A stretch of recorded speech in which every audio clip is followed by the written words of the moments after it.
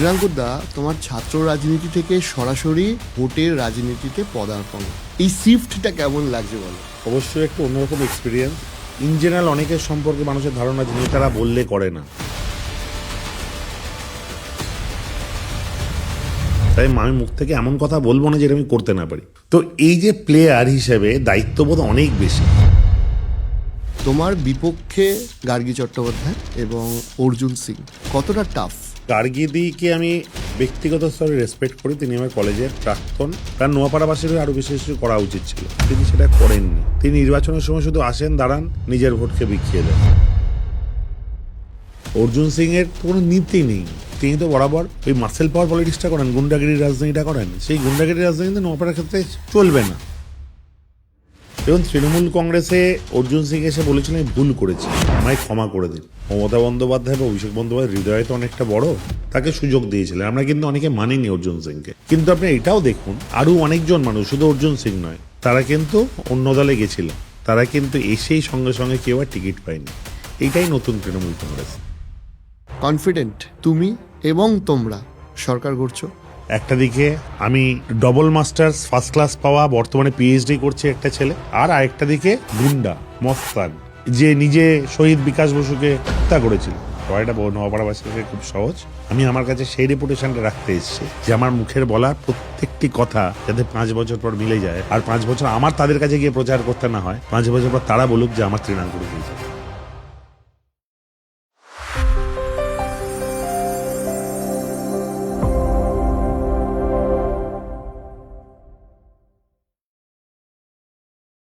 শ্রীরাঙ্কুরদা, তোমার ছাত্র রাজনীতি থেকে সরাসরি ভোটের রাজনীতিতে পদার্পণ, তোমার এই এই শিফটটা কেমন লাগছে বলো? অবশ্যই একটু অন্যরকম এক্সপিরিয়েন্স, একটু স্পেশাল এক্সপিরিয়েন্সও বসে।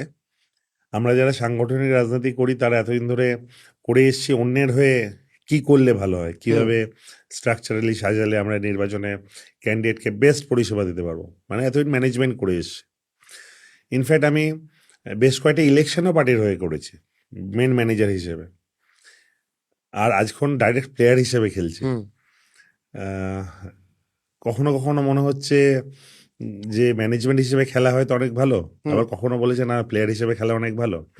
কিন্তু প্রত্যেক জায়গারই কিন্তু একটা আলাদা ব্যাপার রয়েছে, মানে আলাদা একটা স্বাদ রয়েছে। আমি তোমাকে বলছি যে মানুষের কাছে যখন যাচ্ছি, ধরো বলছি যে আমি তোমাদের জন্য এটা করব, আমার আমার কিন্তু একটা out of the sign mind একটা কাজ করছে। ইন জেনারেল অনেকের সম্পর্কে মানুষের ধারণা যে নেতারা বললে করে না, তাই আমি মুখ থেকে এমন কথা বলবো না যেটা আমি করতে না পারি। যেমন ম্যানিফেস্টো যখন প্রকাশ করেছিলাম, আমি কিন্তু ম্যানিফেস্টো প্রকাশের আগে অন্তত 10-12 বার রিভিউ করেছি আমি এটা পারবো তো আদৌ করতে। মানে আমি ভাবছি যে আমি জিতে গেলাম, 5 বছর পর আবার তো এই মানুষগুলোর সঙ্গে ফেস করতে হবে। আমি প্রথমবার এটা, আমার আর বাকিদের তো অনেকের সঙ্গে আমার সমতুল্য হয়ে যাবে, এ বললে করে না। কিন্তু আমি যদি প্রথমবার যে ইমেজটা তৈরি করবো, first impression is the last impression. তো সেই ক্ষেত্রে সেগুলো তোমাকে করতে হবে, এবং আমি সেইভাবেই করার চেষ্টা করেছি, আরও নিখুঁত খুঁজে যেটা পারবো কি পারবো না। আবার অনেকগুলো কাজ আছে যেগুলো হয়তো ভেবেছি যে আমি করব, কিন্তু আমার একলার দ্বারা করা সম্ভব না, রেলের সাহায্য লাগবে, অন্য কিছু সাহায্য লাগবে, সেগুলো কিন্তু লিখিত জবানবন্দির মধ্যে দিইনি। তো এই যে প্লেয়ার হিসেবে দায়িত্ববোধ অনেক বেশি, আর সাংগঠনিক হিসেবে লোককে হেল্প করা, আমার মনে করি দুটোই দুরকম এক্সপিরিয়েন্স। কিন্তু সবারই তো একটা স্বপ্ন থাকে যে আলটিমেট নিজেকে এস্টাবলিশ করতে গেলে জনপ্রতিনিধি হতে হবে, পলিটিশিয়ান হিসেবে এস্টাবলিশ করতে গেলে। তো সেই সুযোগটা পেয়েছি এবং পরিশ্রমের কোনো অন্ত রাখছি না, চেষ্টা করছি নিজের 100% দিয়ে কাজ করার। এবং যেহেতু আমার লিডারশিপ এবং বাকি স্থানীয় স্তরে আমার একটা পরিচিতি আছে, আমার একটা সুবিধা হচ্ছে।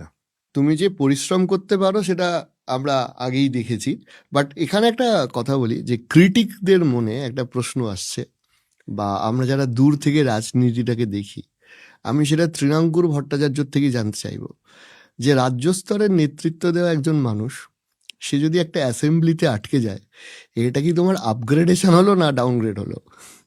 খুব ভাইটাল প্রশ্ন। যেহেতু আমি ছাত্র করেছি এবং চুটিয়ে করেছি এবং এখনো করছি, আমার কাছে কিন্তু একটা দায়বদ্ধতা আছে আমার নিজের ছেলে মেয়েদের প্রতি।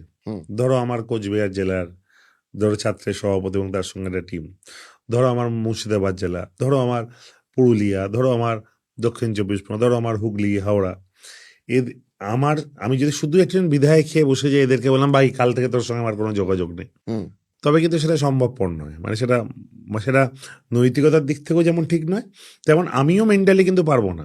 হুম আজকেও যদি আমার প্রশ্ন করো, আমরা কিন্তু আহ, একটা রাজ্যস্তরীয় খিদে আমাদের মধ্যে রয়েছে, এই দৌড়ঝাঁপ করে কাজ করা। তুমি কাউকে চাইলেই যদি রাজ্যের সভাপতি বানিয়ে দাও বা রাজ্যের পোর্টফোলিও হোল্ডার বানিয়ে দাও, তারা কিন্তু রাজ্য স্তরে কাজ করতে পারবে না। এটা একটা আলাদা মাইন্ডসেটের প্রয়োজন। তার কারণ এই অনেকটা ট্রাভেল করতে হচ্ছে, মুভ করতে হচ্ছে। অনেকটা ট্রাভেল করতে হচ্ছে, মুভ করতে হচ্ছে, যেমন বাস্তব, তেমন পাশাপাশি অন্যের সাফল্যটাকে নিজের সাফল্য হিসেবে আনন্দ পেতে হয়, আর অন্যের ব্যর্থতা বা দুঃখগুলোকে নিজের দুঃখ বা ব্যর্থ হিসেবে ধরতে হয়। এটা কিন্তু আমি রাজ্যের সভাপতি, আমায় কাল থেকে এটা করতে হবে, এইটা ভাবলে কিন্তু হবে না। এটা তোমার ইনার পার্ট থেকে আসতে হবে। পাশাপাশি আজকে আমি ধরুন বিধায়ক হয়ে গেলাম, বিধায়ক হওয়ার পরও কিন্তু এই প্রত্যেকটি ছেলেমেয়ের প্রতি এটা ইন্টারনাল দায়বদ্ধতা থাকবে। এবং আমি দায়িত্ব নিয়ে বলি যে এখনো তো রাজ্য সভাপতিটা আছি, আমি ফেথ রাখি মমতা ব্যানার্জি, অভিষেক ব্যানার্জির প্রতি। নিশ্চিতভাবে বিধায়ক থাকবো, কিন্তু রাজ্যস্তরীয় সংগঠনটা তো এটা ছেড়ে দেওয়া যাবে না। প্রায় 8-10 বছরের রাজ্যস্তরীয় পরিশ্রম করছি, থাকবে, চলবে। আমি নওপাড়ার ক্ষেত্রে আসবো। তুমি ম্যানিফেস্টেশনের কথা বলছিলে। তোমার বিপক্ষে ক্যান্ডিডেট সিপিআইএম এর মোটামুটি সবাই জানে লড়াকু নেত্রী হিসাবে গার্গী চট্টোপাধ্যায়। এবং যেটা নিয়ে এত আলোচনা হচ্ছে, বিজেপি প্রার্থী একদা তৃণমূলের বিশিষ্ট নেতা অর্জুন সিং কতটা টাফ? গার্গীদিকে আমি ব্যক্তিগত স্তরে রেসপেক্ট করি। তিনি আমার কলেজের প্রাক্তন। আমি যেই কলেজের ঋষি বঙ্কিমচন্দ্র কলেজ থেকে আমি নেতৃত্ব দিয়ে বড় হয়েছি, এস্টাবলিশ হয়েছি, হুম উনি সেই কলেজেরই আমার আগের ব্যাচের বড় নেত্রী ছিলেন। মানে তিনি কলেজ থেকে বেরিয়ে যাওয়ার পর তারই টিম তার কথা শুনেই চলতো। আলটিমেট মাথায় গার্গী দিয়ে আছে, যেটা হয়তো পরবর্তীকালে আমি হয়েছিলাম। তো আমি সেই জায়গা থেকে তাকে রেসপেক্ট করি। পলিটিক্যাল আইডিওলজি ডিফার থাকতে পারে, আমার মনে হতেই পারে যে মনে হয় যে আহ, তার হয়তো একটু ভালো জায়গা পাওয়া উচিত ছিল, বা তার সিপিএমকে নিয়ে আরেকটু সারা, শুধু সিপিএম নিয়েই বলবো না, তার গারুলিয়ার তিনি বাসিন্দা, তার নোয়াপাড়াবাসীরও আরো বিশেষ কিছু করা উচিত ছিল। তিনি সেটা করেননি। তিনি নির্বাচনের সময় শুধু আসেন, দাঁড়ান, আবার অনেক সময় তার সম্পর্কে শোনা যায় অভিযোগ দিয়ে তিনি নিজের ভোটকে বিকিয়ে দেন। আমি ঠিক ভুল জানি না, এটা সিপিএমের ব্যর্থতাও হতে পারে যে মানুষকে সিপিএমকে হয়তো ভোট দিচ্ছে না, কিন্তু এমন একটা অভিযোগ তার সম্পর্কে আছে। কিন্তু তবুও আমি ব্যক্তিগত তাকে রেসপেক্ট করি। হুম আমি দেখছি তিনি তার মতন প্রচার করছেন, হুম আমার তার প্রচারের প্রতি আমার মানে শ্রদ্ধা রয়েছে। কিন্তু আমি ব্যক্তিগত স্তরে মনে করি এবার আমি সিপিএম, কংগ্রেস, বিজেপির একটা বৃহৎ অংশের ভোট আমি পাবো। কেন? তার অন্যতম কারণ, আমি যখন মা বোনেদের কাছে যাচ্ছি না, দিদিদের কাছে যাচ্ছি, হুম ধরুন আমি একটা বাড়িতে গেলাম, হুম আমি বাড়িতে গিয়ে দেখলাম আমার একজন ঠাকুমা, সে নিজের আঁচল দিয়ে আমার মুখটা মুছিয়ে দিল। এবং এই ঘটনা আমাদের বহুবার ঘটেছে। আমি পাশ থেকে শুনছি ইনি কিন্তু লোকাল সিপিএম এর গতদিন অব্দি নেত্রী ছিলেন, সে তোমাকে মুখ মুছে দিচ্ছে, এটা বিরাট ব্যাপার। এবার আমি তো র্যান্ডম, সবাইকে তো চিনি না, তার মানে তাদের একটা ভালোবাসা রয়েছে। হুম আমি বিজেপির ক্ষেত্রে অনেক ক্ষেত্রে দেখছি যারা অর্জুন সিংকে মানছে না। অর্জুন সিং, যারা প্রকৃত বিজেপি, তারা কিন্তু অর্জুন সিংয়ের পক্ষে নেই, এবং একটা বৃহৎ অংশ নেই যারা পুরোনো দিনে বিজেপিটা করতো। আমি ক্যান্ডিডেট হিসেবেও আমার অপোজিশন প্রত্যেকে রেসপেক্ট করার চেষ্টা করি। আমি ভেবেছিলাম যদি আমি প্রথমে ক্যান্ডিডেট হব, আমার নৈতিকতার দিক থেকে আমি কখনো আমার অপোজিশনকে কুরুচিপূর্ণ আক্রমণ করব না, এটা আমার ব্যক্তিগত চিন্তাভাবনা ছিল। কিন্তু অর্জুন সিং নিজের প্রচারে এসে আমাকে যেরকম ব্যক্তিগত আক্রমণ করার চেষ্টা করছে, এবং ওনার বক্তব্যের মধ্যে মানুষকে এতটা মিথ্যাচার রয়েছে যে সেইখানে আমারও মনে হচ্ছে, বা আমার কর্মী সমর্থক বলছে এই তুমি বলছো না কেন, এই কথাটা এত মিথ্যে বলছে, তুমি বলছো না কেন। কিন্তু আমার নিজের মনে হয়েছে যে আমি নতুন প্রজন্মের একজন ছাত্রনেতা থেকে বিধায়ক পদপ্রার্থী হয়েছি, হুম আমার একটা তলায় বিলোতে নামা উচিত না, মানুষ বুদ্ধিমান। হুম অর্জুন সিং যেভাবে মিথ্যাচার আমার সম্পর্কে বলে যাচ্ছে বিভিন্ন মাইকে, বিভিন্ন কিছুতে ব্যক্তিগত আক্রমণ করছে, এটা বোধহয় হওয়াটা কাম্য নয়। আমি অর্জুন সিংকেও কিন্তু বিং এ পলিটিশিয়ান আমি রেসপেক্ট করি, কারণ তিনি অনেকগুলো দিন কাটিয়ে এসছেন। তিনি আজকে তার গ্রহণযোগ্যতা হারিয়েছে কেন, তিনি কখনো তৃণমূল, কখনো বিজেপি, কখনো আবার তৃণমূল, কখনো আবার বিজেপি, এই পাল্টুরাম এদিক ওদিক করা ফলে তার মানুষের কাছে গ্রহণযোগ্যতা হারিয়েছে। আর তিনি তো বরাবর ওই মাসেল পাওয়ার পলিটিক্সটা করেন, গুন্ডাগিরির রাজনীতিটা করেন। সেই গুন্ডাগিরির রাজনীতি কিন্তু নোয়াপাড়ার ক্ষেত্রে চলবে না। এবং আমি নিশ্চিত যে আমার বদলে অন্য কেউ যদি দাঁড়াতো তাও নোয়াপাড়া সিট জিততো। অর্জুন সিং দাঁড়াতে মার্জিনটা আরও বেড়েছে, কারণ অর্জুন সিং এর সঙ্গে বিকাশ বসুর হত্যা জড়িত। আজকে বিকাশ বসুকে হত্যা করার জন্য তিনি প্রায় 90-91 দিন জেল খেটেছিলেন। সেই মানুষটি যখন নোয়াপাড়ায় দাঁড়াচ্ছে, নোয়াপাড়া শিক্ষিত ভদ্র বাঙালি যারা 2019-এর অর্জুন সিং এর অত্যাচারটা দেখেছিল, যারা সেই লাল চুল, কানে দুল, মুখে গুটখা, বাইক বাহিনীর বু বু বু করে তাণ্ডব, যা নোয়াপাড়ায় প্রায় 12-14 দিন হয়েছিল সেই লোকসভার রেজাল্ট বেরোনোর পর দেখেছিল, তারপর থেকে কিন্তু অর্জুন সিং আর কোনো নির্বাচনে জেতেনি, এবং আমি তো আপনাকে বলছি জিতবে না। কিন্তু আমি আমার প্রচারের ক্ষেত্রে প্রথম কথা বলছি, ম্যানিফেস্টো যা আছে আসুক, 4 তারিখ রেজাল্ট বেরোনোর পর রাত্রিবেলা বোম তো দূর, একটা চকলেট বোম ফাটবে না, সেই দায়িত্ব আমি তৃণাঙ্কুর ভট্টাচার্য নিচ্ছি। শ্রীরাঙ্কুদা, এখানে না কয়েকটা তৃণমূলেরই সিদ্ধান্তের কথা আমি তোমায় জিজ্ঞেস করি, যেটা নিয়ে সাধারণ মানুষের মনে, হয়তো কেউ কেউ যারা তৃণমূল সমর্থক তাদের মনেও খুব ডাউট ছিল। প্রথম কথা, তুমি যে লালচুল কানেদুল বাইক বাহিনীর কথা বললে 2019 ঘটনাচক্রে অর্জুন সিং তারপরেও তোমাদের দলে এসছিলেন, টিকিট না পেয়ে ব্রিগেডের মঞ্চ থেকে নেমে এসে তিনি দলত্যাগ করেছিলেন।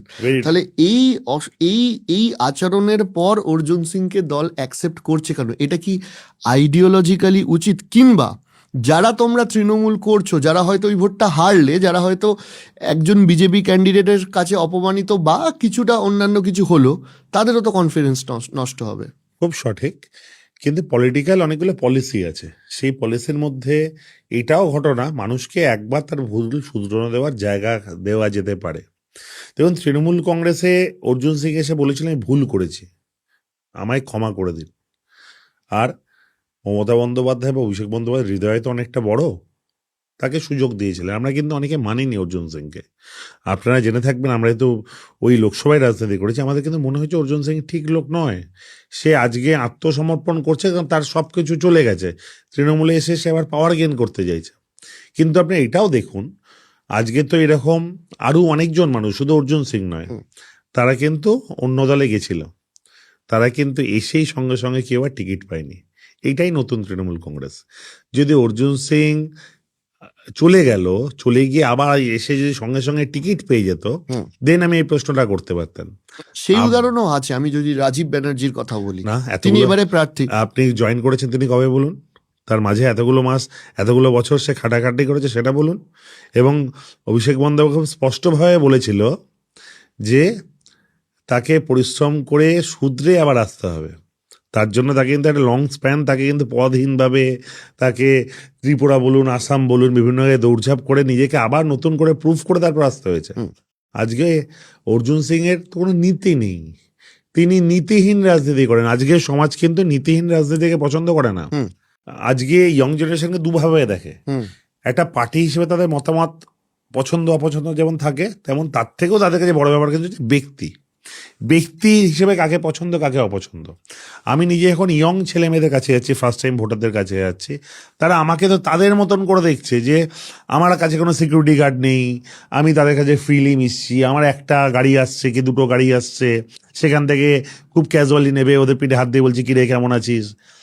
এই অর্জুন সিং এর কে যখন তারা দেখছে, তখন তারা কি দেখছে? আশপাশে 4টে সিকিউরিটি গার্ড, গাড়ি থেকে যখন নামছে ধপ ধপ ধপ করে 6টা-7টা গাড়ি একসঙ্গে দরজা বন্ধ হচ্ছে, সে দরজা 30-35টা লোক নেমে গেল। তারা কেউ এলাকার নয়, দেখতেও একটা চন্ডা মার্কা, দেখেই মনে হচ্ছে একটা ভয়ের কিছু একটা ব্যাপার। এবং সেইখানে যখন সে সেই এলাকায় ঢুকছে, এলাকার হয়তো 4টে-5টা মানুষ, সেই 4টে-5টা মানুষ তার ডানদিক বাদিক দাঁড়াচ্ছে, এলাকার মানুষের কিন্তু একটা ভয়ের সৃষ্টি হচ্ছে। ওরে বাবা, অর্জুন সিং আবার কি কিছু একটা গন্ডগোল হবে, থাক বাবা, তবে আমরা বেশি কথা বলার দরকার নেই বা বেশি সামনাসামনি যাবো না। আমার সামনে এসে পাবলিক বলছে যে তোমরা এটা করনি, তৃণমূলের এটা করেনি, তৃণমূল বলেছিল আগে নির্বাচন এটা করে দেবে, তোমার পঞ্চায়েতের নেতা সে আমাকে এই রাস্তাটা করে দেয়নি। আমি তাদের কাছে গিয়ে বলছি সঠিক বলছেন, আপনার এটা সঠিক দাবি, আমি করে দেবো। আমার এখনো বেশ কয়েকটা আমার জলের সমস্যা আছে, সরু জল পড়ে নোয়াপাড়ায় কয়েকটা জায়গায়, আমি মানুষের কাছে জোড়হাত করে বলছি এটা আমাদের ব্যর্থতা, আমার করে উঠতে পারেনি। কিন্তু আমি তো নতুন প্রার্থী হয়েছি, আমার বিশ্বাস করুন মমতা বন্দ্যোপাধ্যায় নিজে পলতার মিটিংয়ে 9 তারিখে এসেছিলেন, এসে ঘোষণা করে গেছেন নিজের মুখে জলের সমস্যা তিনি দূরীকরণ করবেন, বাড়ির কিছু সমস্যা আছেন সেই তাদের বাড়ি পাওয়ার ব্যবস্থা করবেন, এবং আমি ক্যান্ডিডেট আপনার ছেলের মতন বা আপনার ভাইয়ের মতন বা আপনার বন্ধুর মতন, আমায় একটা সুযোগ দিয়ে দেখুন। আমি তো এতদিন ধরে দেখছেন এতবার যাতায়াত করছি, শুধু আপনাদের হয়ে যেমন কাজ করব তেমন 5 বছর কিন্তু আমাকেও নিজেকে প্রতিষ্ঠা করতে হবে আপনাদের হয়ে কাজ করে। কেন আমি যদি আপনাদের হয়ে কাজ করতে না পারি, মমতা ব্যানার্জি অভিষেক ব্যানার্জি কিন্তু আমাকে আগামী দিনে সেই পর্যায়ে আমার রাজনৈতিক উত্তরণ ঘটবে না যত আমি ডিজার্ভ করি। তাই আমার এক এবং একমাত্র লক্ষ্য আপনাদের হয়ে 5টা বছর কাজ করা। আপনি প্রথম প্রশ্ন এটা করেছিলেন যে সাংগঠনিক থেকে এই নির্বাচনে কেমন লাগছে। এই নির্বাচনী প্রচারে এসে একটা আলাদা দায়বদ্ধতা তৈরি হয়ে যায় মানুষের প্রতি, একটা আলাদা কানেকশনটা যেহেতু হচ্ছে একটা এই যে মানুষকে বলছি না আমি তোমার হয়ে করে দেব, আমায় কিন্তু আউট অফ দ্য মাইন্ড আমার মধ্যে একটা কাজ করছে। আমায় যদি এদেরকে করে দিতে না পারি জিতে আসার পর, আজ থেকে 5 বছর পর আমি নোয়াপাড়াতে দাঁড়াই, কিংবা ধরুন কথা দল অন্য কোনো জায়গাতে আমাকে কোনোদিন পাঠায়, সেখানে কিন্তু আমার সঙ্গে খোঁজ নেবে মানুষ, সেদিন কিন্তু বলবে এই ছেলেটা বলেছিল কিন্তু কিছু করেনি। আমি আমার কাছে সেই রেপুটেশনটা রাখতে এসেছি যে আমার মুখের বলা প্রত্যেকটি কথা যাতে 5 বছর পর মিলে যায়, আর 5 বছর আমার তাদের কাছে গিয়ে প্রচার করতে না হয়, 5 বছর পর তারা বলুক যে আমার তৃণাঙ্কুরকেই চাই। শ্রীরাঙ্কুদা, একটা কথা জিজ্ঞেস করি, কারণ তুমি দীর্ঘদিন ছাত্র রাজনীতি করেছো। তৃণমূল কংগ্রেসের যে ভোট আছে, সেই ভোটের মধ্যে তৃণমূলের যদি সব থেকে বেশি মাথা ব্যথা বা চিন্তার একটা কারণ হয়, সেটা হচ্ছে 18 থেকে 25 বছর বয়সী যে ছেলেমেয়েরা আছে তাদের ভোটটা কিভাবে পাবে। তুমি ছাত্র রাজনীতি থাকাতে এই ছাত্র রাজনীতির জন্য তোমার কি এই ভোটটা পেতে একটু সুবিধা হবে, যেহেতু এই এই এই এজ গ্রুপটা তোমার অনেকটা কন্ট্রোলে ছিল একটা দিন? আমার জেন জি থেকে শুরু করে আমাদের টাইম, আমাদের 40 বছর অবধি আমি খুব ইজিলি কানেক্ট করতে পারছি, এবং হুম তারা আমি তাদের সঙ্গে হয়তো মাঠে খেলতে নেমে যাচ্ছি, হুম তাদের সঙ্গে হয়তো পিঠে হাত দিয়ে গল্প করছি, অনেক জায়গায় তারা দাঁড়িয়ে আছে তাদের সঙ্গে ক্যারাম খেলে নিচ্ছি, তাদের সঙ্গে একটু আড্ডা মারছি কোনো টপিকে, আইপিএল চলছে ক্লাবে বসে গিয়ে একটু তাদের সঙ্গে খেলা দেখছি। হুম আমি যখন বলছি যে না এইটা দেখ রানটা এত হবে না, এখানে এত হবে, যখন 14তম ওভারে আমি বলে গেলাম, আমি আবার যখন ঘুরে আসছি প্রচার শেষে তখন 19.2, দাদা দাদা তুমি যেটা বলেছিলে সেটা সেরকম গেছে, কি করে ধরলে? এই কানেক্টিভিটি, দাদা তুমি কি করে বুঝলে, এইটা ওরা আমার সঙ্গে কানেক্ট করতে পারছে, যে দাদা বা বন্ধু বা সহযোদ্ধা যাই হোক। আমার পক্ষে আমি ভীষণভাবে মনে করি আমি এমএলএ ক্যান্ডিডেট তো অবশ্যই বটে, ঠিক আছে, কিন্তু আমি শুধু এমএলএ নয়, ইয়ং জেনারেশনের কাছে আমি তাদেরই একজন। একটু আউট অফ কনটেক্সট যাচ্ছি, মানে ভোট কেন্দ্র থেকে বেরোচ্ছি। সেটা হচ্ছে যে তোমরা একটা সময় চুটিয়ে ছাত্র রাজনীতি করেছো, যখন তুমি রাজ্যের নেতা নয়, হয়তো তুমি একদম কলেজ থেকে যখন শুরু করছো, তখন মূলত এসএফআই, তখনও অত এবিপিপি আসেনি, এসএফআই ভার্সেস টিএমসিপি ছিল। এই যে দীর্ঘদিন ছাত্র ভোট হচ্ছে না বা হলো না, তোমার কি কোথাও কি মনে হয় যে এই ছাত্র ভোটে পার্টিসিপেশন না করাটা নেক্সট জেনারেশন থেকে তৃণাঙ্কুর ভট্টাচার্যদের মতো কিছু লিডার উঠে আসাতে একটা সমস্যা হবে? কারণ তারা তো ফাইট করছেই না। একটা ঘটনা যে ছাত্র রাজনীতি বা ছাত্র ইলেকশন ফেস না করলে কিছু জায়গায় ল্যাকিং থেকে যায়। আমরা তো 2009 সালে সিপিএমকে ফেস করেছি, 2011 সালে না আমরা ক্ষমতায় এসেছি, 9, 10, 11 বিরোধিতা ফেস করতে হয় কি করে। অনেক সময় আমরা যেন আজকে পাওয়ারের ক্ষেত্রে কি আমরা 2-4 বার চিচিয়ে দিতে পারলাম, চেঁচিয়ে হয়তো কাজটা হয়ে যাচ্ছে বা লোকে ভয় করে দিচ্ছে, but it is not the solution. তোমার বুদ্ধি খাটিয়ে তোমার বিচার বুদ্ধি শিক্ষাটাকে কাজে লাগিয়ে তোমার কাজ উদ্ধার করতে পারলে তো বিপদের সময় কাজে লাগাতে পারবে। আমি বিশ্বাস করি যে আমি স্ট্রংলি মনে করি যে ইলেকশন হওয়া উচিত, এবং যত তাড়াতাড়ি ইলেকশন হবে তত আগামী প্রজন্মের নেতৃত্বটা পলিটিক্যাল নেতৃত্বটা সঠিক হাতে থাকবে। একটা মিডিয়াতে কথা চলে, সেটা হচ্ছে যে, আমি জানি তুমি এটা খণ্ডন করবে, আমি তাও তোমার রিয়াকশন নিতে চাইবো। সেটা হচ্ছে এই যে তৃণমূলে মমতা ব্যানার্জি, অভিষেক বন্দ্যোপাধ্যায়, দুটো লবির কথা চলে। অভিষেক বন্দ্যোপাধ্যায়ের টিমের সব থেকে প্রমিনেন্ট গ্রুপ হিসাবে মানে বুক হিসাবে যে দু তিনজনের নাম উঠে আসে তার মধ্যে একজন তৃণাঙ্কুর ভট্টাচার্য। ভেতরে, পার্টির ভেতরে এই মমতা বন্দ্যোপাধ্যায়, অভিষেক বন্দ্যোপাধ্যায় এবং অভিষেক বন্দ্যোপাধ্যায়ের গ্রুপের এই যে দু চারজন মানুষ, তৃণাঙ্কুর ভট্টাচার্য তার মধ্যে একজন, এই ইকুয়েশনটা কিরকম? তো এগুলো ডিপেন্ড করে, মানে কি বলে, বাইরে থেকে একরকম দেখা যায় তো, আর ভেতর থেকে ব্যাপারটা একরকম হয়। দেখুন, আমি দু তিনজনের মধ্যে কিনা জানি না, কিন্তু আমি জানি যে অভিষেক বন্দ্যোপাধ্যায় আমাকে অনেক ক্ষেত্রে বিশ্বাস করেন। কিন্তু আমি তার সঙ্গে এটাও জানি, আমার কথা বিশ্বাস করেন মানে আমার বক্তব্যটাই লাস্ট ওয়ার্ড, এটা কোনোদিন নয়। অভিষেক বন্দ্যোপাধ্যায়কে আমি রিড করে যেটা আমি উপলব্ধি করেছি, হুম। যে কাজের মানুষ সেই অভিষেক বন্দ্যোপাধ্যায়ের কাজের মানুষ, মানে যে কাজের মানুষ সেই কাছের মানুষ। হুম। আমি অভিষেক বন্দ্যোপাধ্যায়কে রিড করে বুঝেছি তিনি ভীষণভাবে ভীষণভাবে প্রফেশনাল কাজের ক্ষেত্রে। মানে তিনি সেখানে পান থেকে চুন খসাটাকে বরদাস্ত করেন না। আমি যদি আমার কাজটাকে নিখুঁতভাবে করতে পারি, দেন আমি তার ভালো বৃত্তের মধ্যে থাকবো। মানে সেটা দু তিনজন না 20-30 জন না 200-300 জন, সেটা বড় ব্যাপার নয়, সেই জায়গায় আমি আসছি না, সেই সংখ্যা বাড়তেও পারে, মানে এমন নয়। এবং কেউই ওই 2-3 জনের পর্যায়ে পড়ে বলে আমার মনে হয় না। এই ওরিয়েন্টেড বিষয় 2-3 জনের মধ্যে, ওই ওরিয়েন্টেড বিষয় 2-3 জনের মধ্যে, এইটা কাজের ব্যাপারে 2-3 জনের মধ্যে, মানে তার মানে কিন্তু একজন সব বিষয়ে মানে টপ 2-3 এর মধ্যে এটা কিন্তু নয়। এটা যারা দেখেন তারা তাদের মতন করে ভাবেন। আমি দাদাকে যত দেখেছি, এবং আমি অনেক ক্ষেত্রে বকুনি খেয়েছি, অনেক ক্ষেত্রে তো এটা ভুল, আমি সামনে দাঁড়িয়ে হয়তো আমি মনে করেছি যে না দাদা এটা বলছেন, দাদা হয়তো না জেনে বলছেন, কিন্তু পরবর্তীকালে অভিষেকদার অ্যানালাইসিস এত নিখুঁত, এবং আপনি লোকটার সঙ্গে কথা না বললে বা তাকে যদি ভালো করে রিড না করেন বুঝতে পারবেন না। মানে সব তো নেতারা বলে দেবে না যে মুখে এটাই, হুম। তোমাকে ধরে নিতে হবে যে কোনটা কেন হচ্ছে। এবং আমি যত দিন যাচ্ছে, আমিও রাজনৈতিকভাবে যত ম্যাচিওর হচ্ছি, আমি চেষ্টা করছি অভিষেক ব্যানার্জির মতন হওয়ার, অভিষেক ব্যানার্জির মতন চিন্তা করার। ওর ধারে কাছেও যাওয়ার সম্ভবপর নয়, যতটাই কাছাকাছি যেতে পারি। তবে আমি একটা জিনিস দেখেছি ওর সঙ্গে কথা বলে, ও বিভিন্ন সময় আমাদের যাদেরকে শেখায় যে নেতা হতে গেলে সবার আগে নিজেকে ঠিক রাখতে হয়। আমাকে রিসেন্ট ডেজেও বলেছে, তোর যদি একটাও কোনো ব্যাকলগ থাকে না, তবে কিন্তু তুই লিডার হতে পারবি না। কেন? ওইটা তোর আউট অফ দ্য মাইন্ড সর্বদা কাজ করবে, তোকে ওইটা নিয়ে ব্ল্যাকমেলিং করবে, তুই আর ফ্রন্টে এসে কিন্তু লিডারশিপ দিতে পারবি না। তুই তখন নেতা হবি যখন তোর নিজের দিক থেকে কোনো ব্যাকলগ নেই, কোনো ডার্ক স্পট নেই, না হলে তুই সর্বোচ্চ পর্যায়ে পৌঁছতে পারবি না।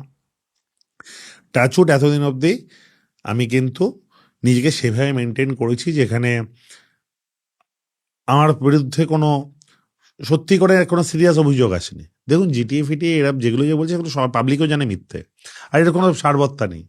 অভিষেক ব্যানার্জি কিন্তু দুর্নীতিগ্রস্ত কাউকে তার চারপাশে রাখে না। অভিষেক বন্দ্যোপাধ্যায় কাউকে বিশ্বাস করে, সে যত কাছেরই যেই দিক, তাই কিন্তু তার যোগ্যতার থেকে বেশি জায়গা দেন না।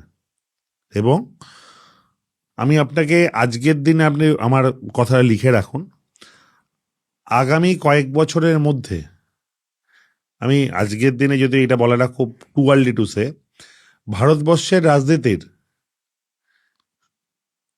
হয়তো, আমার ইচ্ছা করছে বলার সর্বোচ্চ বড় মুখ বলার, সর্বোচ্চ বড় মুখ হবে কি হবে না সেটা সময় বলবে, হুম। কিন্তু আমি বলছি তার মাইন্ডটা, তার মাথাটা ভারতবর্ষের সেরা রাজনীতিবিদদের মধ্যে একজন ধরা হবে আফটার 30 ইয়ার্স, যেদিন তিনি রাজনীতি ছাড়বেন। এটা আপনাকে আজকে বলে রাখলাম। ওভারঅল পলিটিক্সে যেহেতু দুর্নীতির কথা উঠলো, বিভিন্ন সময় বিভিন্ন নেতাদের বিরুদ্ধে অভিযোগ আসছে, তুমি যেটা বললে যে মিডিয়াতে দু একবার তোমার নামেও শোনা গেছিল, আমি অভিযোগের ভিত্তি বা এগুলো নিয়ে বলছি না, আমি বলছি দুর্নীতি কি একটা ইস্যু হতে চলেছে? মনে হয় যে এই দুর্নীতির জন্য কোনো নেগেটিভ প্রভাব তৃণমূলের ভোট বাক্সে পড়তে চলেছে? দেখুন, আমার বাংলার রাজনীতির ক্ষেত্রে একটা জিনিস মনে হয়েছে যে বাংলার মানুষ পলিটিক্যালি খুব শিক্ষিত। মানে আপনার প্রচারের কাজটা কি বলুন তো, প্রচারের কাজ আপনি মানুষকে খুব বেশি মিথ্যে বুঝিয়ে তাদের কথা শোনাতে পারবেন খুব বেশি শতাংশ মানুষকে নয়। প্রচারের কাজটা হচ্ছে সত্যি কথাগুলো মাথায় এনে দেওয়া। মানে প্রচার করে, মানে প্রচারের ভূমিকাটা কি, প্রচারের কাজ কতটা, আপনি যদি আমাকে জিজ্ঞেস হুম করেন, হুম হুম প্রচারের কাজটা হচ্ছে সত্যি বিষয়টাকে মাথায় এনে দেওয়া। আপনি মিথ্যে কথাগুলো যদি ওকে তাকে বোঝানোর চেষ্টা করেন, সেটা কিন্তু খুব বেশি ভোট বাক্সে এফেক্ট করে না। কারণ মানুষ, বাংলার মানুষ বিশেষত, নিজে যা দেখেছে, নিজে যা পেয়েছে, নিজে যা ঠকেছে, হুম সেইটার উপর ভর করে ভোট দেয়। তো আজকে সেইখানে যদি সত্যি দুর্নীতি হয়ে থাকে এবং সেই দুর্নীতিতে যদি তাকে এফেক্ট করে বা তার পরিচিত কাউকে এফেক্ট করে, নেতারা বলল দুর্নীতি হয়েছে বলে দুর্নীতির কথা মানুষ মনে করে অ্যান্টি তৃণমূল ভোট দেবে না। আবার বাংলার মানুষ যদি দেখে যে মমতা বন্দ্যোপাধ্যায় তৃণমূল, আজকে বুদ্ধবাবু বা জ্যোতিবাবুর সিপিএম, বা অটলজির বিজেপি থেকে আজকের মোদিজির অমিত শাহ বা তথাকথিত এই যারা দেখছেন তাদের বিজেপিদের যদি তুলনা করেন, এরা মমতা বন্দ্যোপাধ্যায় ছাড়া কারুর থেকে কোনো কিছু পায়নি। আমি জিজ্ঞেস করলাম সিপিএম আমলে পেয়েছেন কোনো প্রকল্প? বলছে না, ও তো কাউকেই কিছু দেয়নি। এই সিপিএম কিছু দেয়নি। সিপিএম প্রকল্প পেতে গেলে সিপিএম এর লোকাল মেম্বারকে ধরতে হতো। আপনি সেখানেও সিপিএম বলতো এই তোমরা আগে আমায় জেতাও, তারপর আমি তোমাদের হয়ে কাজ করবো, নাহলে কেন কাজ করব। আজকে এই এলাকাটায় তৃণমূল হারছে, কিন্তু সেই এলাকাটাও মানুষ প্রকল্প পাচ্ছে। আর বিজেপির এরা অন্তত এইটা বুঝে গেছে যে 15 লাখের স্বপ্ন, বছরে 2 কোটির স্বপ্নের মতোই নির্বাচন আসলে বিজেপির এই নেতারা আপনাদের অনেক স্বপ্ন দেখাবে। আপনি সবচেয়ে মজাদার জিনিস দেখবেন, বাংলার ক্ষেত্রে এফেক্ট করে, প্রত্যেক দল আনুমানিক 40 জন করে তাদের স্টার ক্যাম্পেইনের লিস্ট প্রকাশ করেছে, হুম এরা হুম আসবে। বিজেপির 40 জনের মধ্যে একটাও বাঙালি নেই। আচ্ছা ধরুন আজকে যে নেতারা বলে গেল হাম এ করেগা, ও করেগা, সেই করে, হ্যান করবো দেন করবো, যা হোক বললো, আমি বলছি 1 বছর পর একটা ঝড় আসলো, আবার আয়লা বা ফণি বা কিছু, দিল্লির ওই নেতারা কি বাংলায় এসে এই মানুষগুলোর পাশে দাঁড়াবে? ওই 40 জনের মধ্যে একজনও এই মানুষগুলোর সুবিধা অসুবিধা দাঁড়াবে? না, আমি এখানে এটা অন্য কথা বলছি। বিজেপির তো এটা বলতেই পারে যে আমরা একটা ন্যাশনাল পার্টি, আমাদের বিভিন্ন প্রায় 15-20টা রাজ্যে আমাদের সরকার চলছে, অ্যালায়েন্স সহ আমরা আরো বেশি রাজ্যে উপস্থিত। আমাদের কেন্দ্রীয় নেতাদের দরকার নেই, আমাদের স্টেট লেভেলের লিডারশিপই প্রত্যেকটা স্টেট দায়িত্ব সামলে নিতে পারবে। সেক্ষেত্রে তুমি কি বলবে? আপনার যদি প্রশ্নটা এটা হয়, তবে আমি দায়িত্ব নিয়ে বলবো যে এই রাজ্যগুলোয় যারা স্টেট লিডাররা আছে, সেই সকল রাজ্যে বিজেপি কি যা প্রতিশ্রুতি বাংলায় এসে দিচ্ছে সেগুলো ফলপ্রসূ করেছে? তারা বলছে বাংলায় ক্ষমতায় আসলে তারা এইগুলো করবে। তারা তো ভাই এই রাজ্যের ক্ষমতায় আছে, সেই রাজ্যে কেন এই জিনিসগুলো করছে না? নাকি সেটা শুধুমাত্র বঙ্গলক্ষ্মী বাম্পারের মতন বাংলা বাম্পার, ঠিক যেমন বিহারের আগে 10,000 টাকা দিয়েছিল, এই নির্বাচন হয়ে গেল ফুরুত, আর কোনো গল্প নেই। আজকে ওই যখন আপনাকে বলছিলাম আগের মহিলার কথা যে এই পাও ওই পাও, দেখা গেল সে তার পরিবার মাসিক 4,500 টাকা মমতা ব্যানার্জির থেকে পায়। হুম 4,500 টাকা করে মমতা ব্যানার্জি থেকে পায়, মানে 1 বছরে কত টাকা পাচ্ছে? আনুমানিক 50,000 টাকা। আনুমানিক 1 বছরে। সরকার একটা বছর 5 বছর থাকে একটা সরকার, মানে মমতা বন্দ্যোপাধ্যায় 2.5 লাখ টাকা সেই পরিবারের হাতে কিন্তু তুলে দিচ্ছে। এবং আপনাকে যেই কথা বলছি, আপনার যতজন দর্শক দেখছে তারা তাদের টাইপটা ক্যালকুলেট করুক যে সরকার তাদেরকে কি দিচ্ছে। এর পাল্টায় কাউন্টারনেটিভ 10টা করতে পারেন, যে আমার এটা চাই না, আমার এটা চাই, আমার এটা চাই না, এটা চাই। আরে ভাই, চাই না হলে তবে সে ফর্ম ফিল আপ করতো না, তার মানে তার নিশ্চিতভাবে চাই। আর আর তারা বলছে এইটা চাই না এইটা চাই, সেইটা চাই এর দায়িত্ব কিন্তু একলা মমতা বন্দ্যোপাধ্যায় নয়, তার সঙ্গে তার কেন্দ্রেরও সরকারের কিন্তু দায়িত্ব আরও বেশি। কারণ 2014 সালে তারা ক্ষমতায় এসেছিলেন এই কথাগুলো বলে।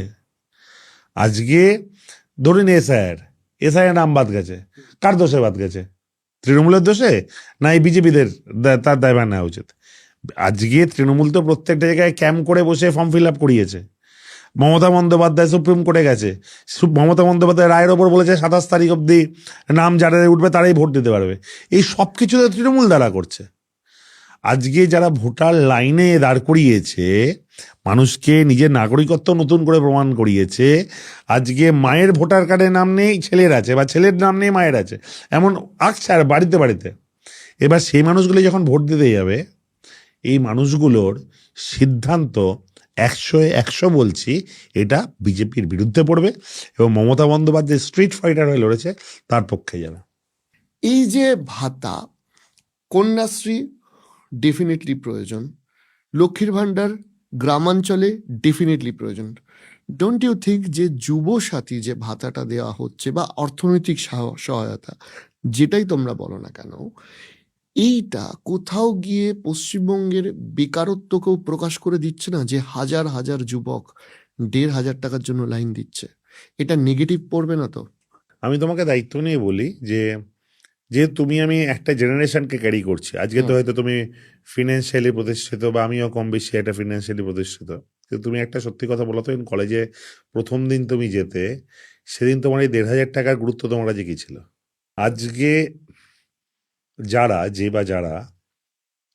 এটাকে ভাতা বা চাকরি হিসেবে, চাকরি নেই বলে বোঝার চেষ্টা করছে, তারা কেন এই প্রশ্নটা করছে না যে 2014 সালে নরেন্দ্র মোদী যখন ক্ষমতায় এসেছিল, সেখানে 15 লক্ষ টাকা দেওয়ার কথা বলেছিল, বছরে 2 কোটি করে চাকরি দেওয়ার কথা বলেছিল।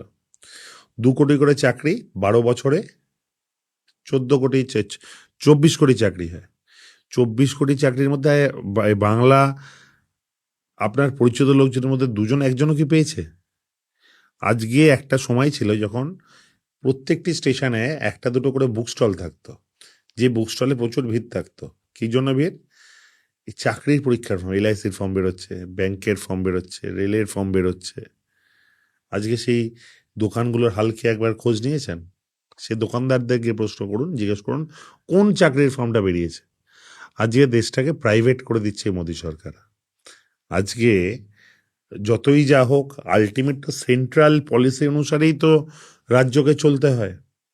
মমতা বন্দ্যোপাধ্যায় কিন্তু চাইলেই, বা মমতা বন্দ্যোপাধ্যায়ের অন্য যে কেউ চাইলেই, হুট করে প্রচুর আপনাদের কথা মতন, যেটাকে আপনারা চাকরি হিসেবে বলেন, সেই চাকরি কিন্তু দেওয়া সম্ভবপর নয়, যদি না সেন্ট্রাল সেই দিক থেকে, সেন্ট্রালে যেই থাকুক, আমি শুধু বিজেপি বলছি না, কিন্তু আপনি এটা অন্য কারোর ক্ষেত্রে হতে পারে, সেটা কিন্তু সম্ভবপর নয়। কিন্তু এত কিছুর পরেও, এত নেগেটিভিটির পরেও, ভারতবর্ষের নিরিখে বাংলা কোন দিকে আছে, কত নম্বরে আছে, যদি সেই শতাংশের হিসাব করেন, তবে দেখবেন বাংলায় কিন্তু এমপ্লয়মেন্ট বাকি 5টা রাজ্যের থেকে অনেকটা বেশি, এবং বাংলায় কিন্তু বিকল্প অর্থনীতির একটা যোগানের চেষ্টা করছে।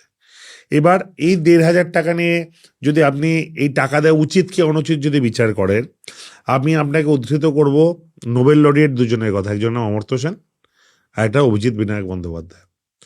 এই জাতীয় অর্থনীতিবিদ যারা নোবেল লরিয়েট, তারা কিন্তু বলছে যে আপনি যে যাদের প্রয়োজন তাদের হাতে অর্থ তুলে দেন, যারা টাকাটাকে ব্যাংকে রেখে দেবে না, সেই টাকাটা রোল করাবে, তবেই কিন্তু দেশের অর্থনীতি বাজার চাঙ্গা হয়। তো আজকে এই 1,500 টাকাটা থাকছে, সেই 1,500 টাকা কিন্তু অধিকাংশ ক্ষেত্রে রোল হচ্ছে। আপনাকে ভালো খারাপ দুটো দিক আছে বলেও আমি বলতে পারি, পশ্চিমবঙ্গ যেভাবে নিজেকে এগোচ্ছে এবং যেইভাবে পরিকল্পনা আমি ব্যক্তিগত স্তরে মমতা ব্যানার্জি এবং অভিষেক ব্যানার্জির কাছ থেকে শুনেছি, আপনি আগামী দিনে এই সরকার আসার পর আপনি এই সরকারের ক্ষেত্রেও কিন্তু আবার একটা হিউজ চেঞ্জ দেখবেন। আপনাকে যেভাবে বলছিলাম, এই তৃণমূল কংগ্রেসকে 3 ভাগে ভাগ করা যায়, 98 থেকে 9, 9 থেকে 19, 19 থেকে অনওয়ার্ডস। আপনাকে আবার বলবো, 26-এর পরবর্তী পর্যায়ে এই তৃণমূল কংগ্রেস কিন্তু আরও অ্যাডভান্স, আরও আপডেটেড, এবং আরও অনেকগুলো বিষয় যেগুলো আমরা কাজ করেছি কিন্তু আরেকটু ভালো করার স্কোপ আছে, সরকার এবার সেই দিকগুলো বিশেষভাবে নজর দেবে। এই 26-এর যে একটা তৃণমূলের শিফট, যেখানে প্রায় 74-75 জন সিটিং এমএলএর বদলে অনেক নতুন মুখ এসছে, যদিও একটা সমালোচনা আছে যে এই ক্যান্ডিডেট লিস্টে একটা নেপোটিজমের প্রভাব আছে। আমি সেই দিকটা যাচ্ছি না, বিকজ ইউ আর নট, মানে তোমার বিরুদ্ধে সেই, হ্যাঁ, সেই ব্যাপারটা নেই, বাট স্টিল আমি বলছি যে নেক্সট জেনারেশন ফিউচারে তৃণমূলটা কেমন হতে চলেছে। আমি আপনাকে একটা হিন্টস দিলাম, 26-এর পরবর্তী আবার 4th স্টেজ আপনারা দেখতে পারবেন। আমি আপনাকে বলছি 26-এর পর তৃণমূল কংগ্রেস আরও অনেক ফাস্ট, আরও অ্যাডভান্সড, আরও বেশি গ্রাউন্ড লেভেলের গুরুত্ব কথা শুনে আরও বেশি, যে তৃণমূল কংগ্রেস তৃণমূলের মতন তৃণমূল স্তরের কথা আর কেউ এখন অবধি তুলে আনতে পারেনি। এইবার আজকে এআই এর যুগে, এআই আসার পর তো আরও একটু ফাস্ট হয়ে গেল জেনারেশনটা। সেই ফার্স্ট জেনারেশনের সঙ্গে মানানসই করে রাজধানীটাকেও আরেকটু স্মার্ট, আরেকটু হ্যান্ডি, আরেকটু প্রয়োজনীয় এবং মানুষের জন্য আরও কিভাবে টেকনোলজিকে ইউজ করে পৌঁছে দেওয়া যায় সেটার ব্যাপার। যেমন আমি নিজে নির্বাচনী ইশতেহারের ক্ষেত্রে বলেছি একটা কথা, যে দেখুন আপনাদের আমি যা বলছি খুব পরিষ্কার বলছি, মানে সব করে দেবো এই কথাই যাচ্ছে না, আমি কিন্তু অনেককে বলছি যে আমি পরেও হবে, আমি একটু কদিন পর করবো, কিন্তু করবো। কিন্তু এটাও বাস্তব, আমাকে যদি একসঙ্গে 20টা মানুষ ফোন করে, আমার তো অ্যাভেলেবেল থাকা সম্ভবপর নয়। আমি কি করব? আমি আপনাদের জন্য এমন একটা হেল্পলাইন তৈরি করব, যে হেল্পলাইনে আপনি যদি আমার অফিসকে ফোন করেন, আমায় যদি কোনো কমপ্লেন করেন, আপনার তো আমার সঙ্গে কথা বলার লক্ষ্য না, আপনার কোনো প্রয়োজন অপ্রয়োজনে আমার সাহায্য নেওয়া প্রয়োজন, এমন তো নেই তৃণাঙ্কুরকেই হসপিটালে ভর্তি করতে হবে। আপনি বললেন আপনার ব্লাডের প্রয়োজন, ব্লাড পাওয়া যাচ্ছে না, আপনি আমার অফিসে ফোন করলেন, এটা আমার দায়িত্ব, আমার লোক আপনার কাছে ব্লাডটা পৌঁছে দিচ্ছে।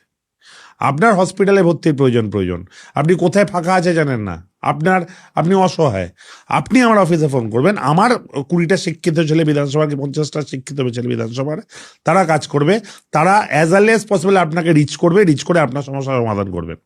আপনার বাড়ির সামনে লাইটটা জ্বলছে না, আপনার প্রথম দায়িত্ব পঞ্চায়েতকে বা পুরসভাকে জানানো।